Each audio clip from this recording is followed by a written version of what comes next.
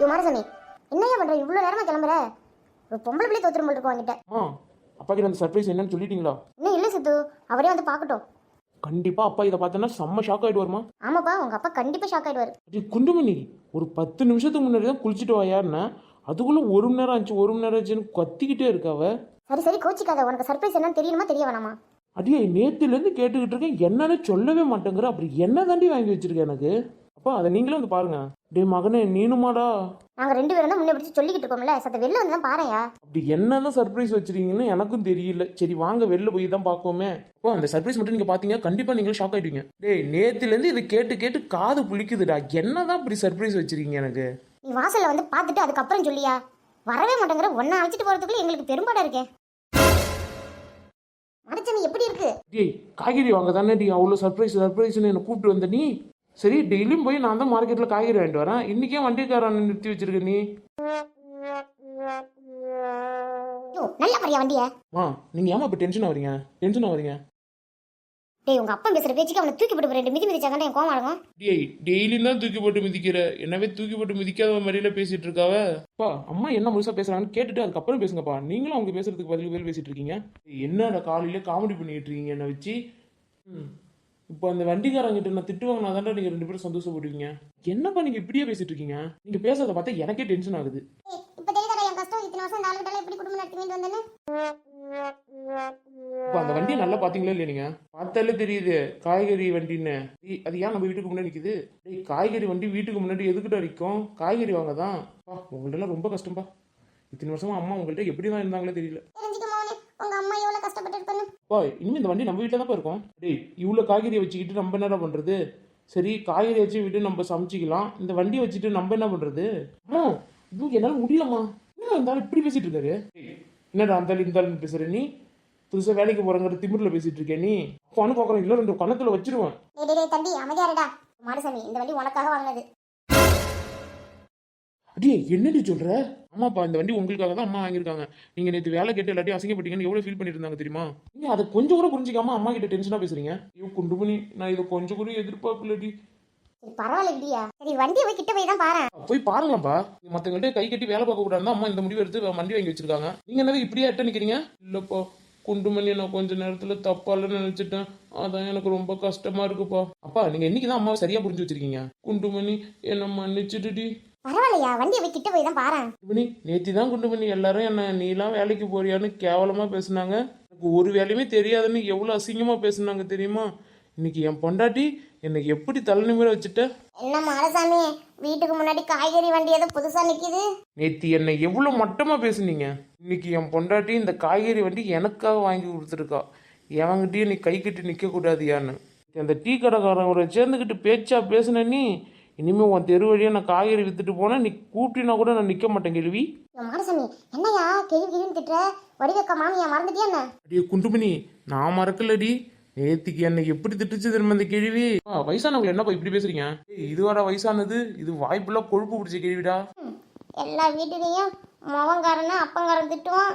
இந்த குண்டுமணி வீட்டுல தான் மொவன் அப்பனை திட்டுறான். பாட்டி, அப்பா ஏதோ கோபத்துல பேசுறாரு. நீங்க ஒன்றும் பெருசா எடுத்துக்காதீங்க. அட, பெருசாதான் எடுத்துக்க சொல்லலாம். அடே, இன்னைக்கு தான் நீ வண்டியை வாங்கியிருக்க, இன்னும் 1 ரூபாய் வியாபாரம் பண்ணல, அதுக்குள்ள நீ இப்படி யாரா பேசுற? பொண்டாட்டியை வாங்கி கொடுத்துருக்கா.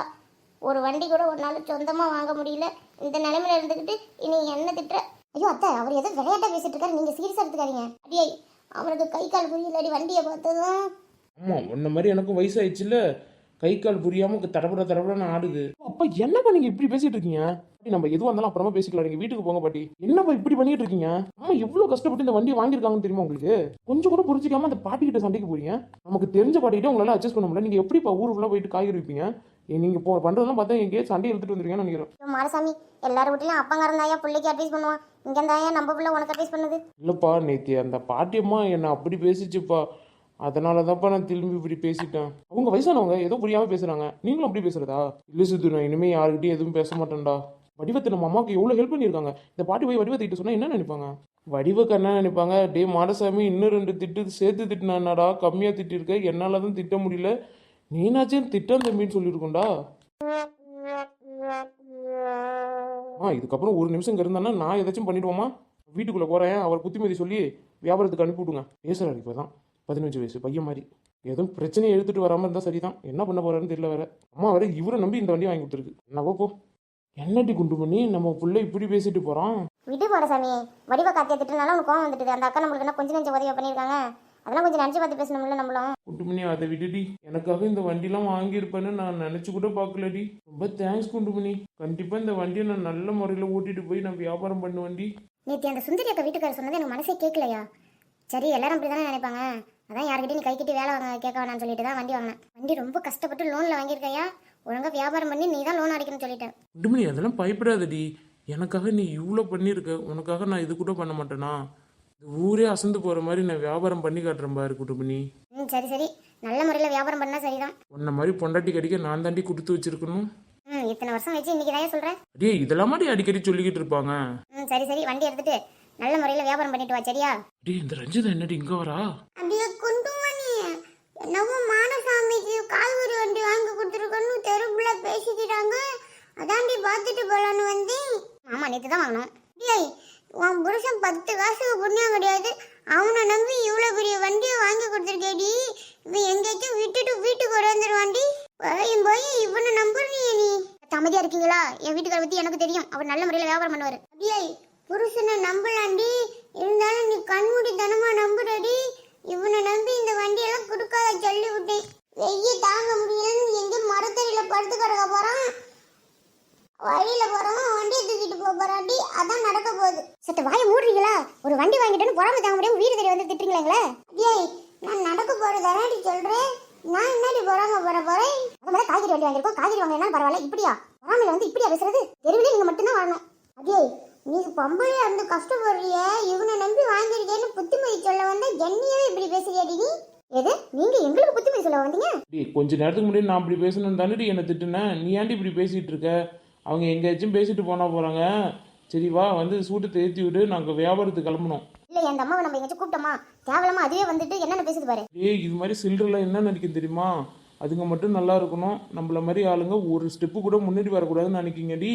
இதுங்கள்ட்ட பேசிக்கிட்டு ஏன்டி நீ உன் எனர்ஜியை வீணாக்குற? இந்த வண்டியை வச்சுக்கிட்டு நீ கூட நல்ல முறையில் வியாபாரம் பண்ணுவேடா. எவன்டாச்சும் ஏனாமா விட்டுட்டு நீ மட்டும் ஒடியாடல. என் பேரு ரஞ்சிதம் இல்லடா. ரஞ்சிதம் ஒரு 2 கண்ணில் விளக்க நீ ஊத்திக்கிட்டு பாரு. இதே தெருவில் இந்த வண்டியை வச்சு நாங்கள் முன்னேறல. என் பேர் குண்டு பண்ணிலடி. டேய் அப்ப நீ சவால்ல தோத்து போயிட்டீன்னா உன் பேரு சின்ன வண்டின்னு வச்சுக்கிறியாடி? இங்கிட்டு போறியா இல்லையடி பண்ணி? ரஞ்சிதத்தை திட்டு அனுப்புறீங்கல்ல. நீங்க 2 பேரும் நல்ல புண்ணியம் பட்டுறீங்க. உங்க வண்டிலாம் ஒன்றும் இல்லாம போகுது பாருங்க. மாடசாமி பாத்தியாயா? நம்ம முன்னேறக்கூடாதுன்னு எத்தனை பேர் நினைக்கிறாங்கன்னு. நம்ம நல்லா இருக்கக்கூடாதுன்னு நினைக்கிறவங்களுக்கு முன்னாடி நம்ம நல்லா வாழ்ந்து காட்டணும்யா. அதை மட்டும் மனசுல வச்சுக்க. நான் முன்ன மாதிரிலாம் கிடையாதுடி. நீ பயப்படாத. முன்னேறணும்னு நினைக்கிறவங்க எல்லாம் இது மாதிரி சில்லறைங்கள்லாம் ஒதுக்கி விட்டுட்டு போய்கிட்டே இருக்கணும்டி. அப்போதான் வாழ்க்கையில் முன்னேறலாம். இது மாதிரி ஆளுங்க நம்ம மண்டையில் கொட்டாதான் செய்வாங்க. நம்ம நிமிந்து போய்கிட்டே இருக்கணும். அதிகாரத்தில் நின்னா கொட்டிக்கிட்டு தாண்டி இருப்பாங்க. நீ எதுக்கும் கவலைப்படாத குண்டு பண்ணி. மாடசாமி நீனே அப்படிலாம் பேசுற?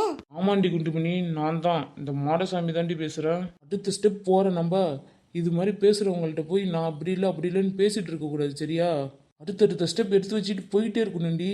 சொல்லக்கூடாது. சொல்கிறவன் இன்னைக்கு செய்ய மாட்டான். செய்கிறவன் இன்னைக்கு சொல்ல மாட்டான். அடியே நான் என்ன சொல்கிறேன்னு புரியுதுல்ல உனக்கு? நல்ல புரியுதியா? இனிமேல் யார் எது பேசினாலும் நான் கவலையே வர மாட்டேன். நீ நல்ல நிலைமைக்கு வந்துடுன்னு எனக்கு நம்பிக்கை வந்துட்டுது. என்னை வேற யாரும் நம்பலினாலும் எனக்கு கவலையே இல்லை குண்டு பண்ணி.